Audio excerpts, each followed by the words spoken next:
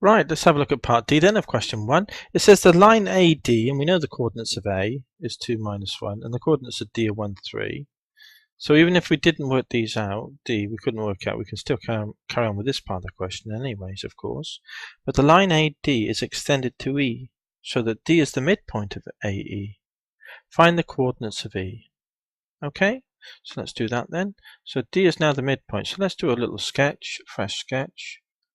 Of that. So let's draw our axes then. Mark off our points. So what have we got? 2 minus 1, which is here. There's A. D is 1 and 3. So I'm going to draw that here for the purposes of the sketch. So A is 2 minus 1. And then D is 1, 3. And then E, which I don't know where it is. So I'll put it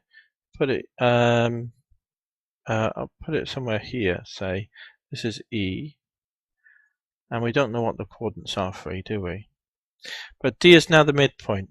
So here, for 1 to be the midpoint, looking at the x values, right? Because all we have to do is look at the x values, and it's very easy to do. For 1 to be the midpoint of a point 2 and another point, that point would need to be 0, wouldn't it? 0 plus 2. Halfway between 0 and 2 is 1. So can you see that?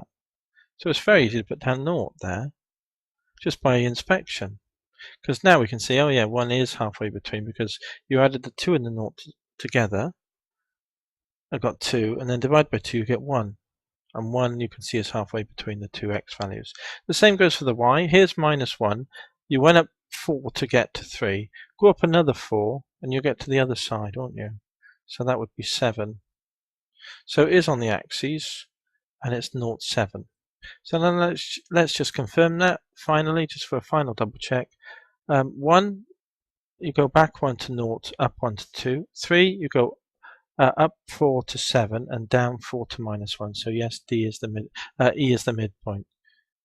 So E has coordinates then 0 and 7. Okay then, that finishes question 1 and part D. Good.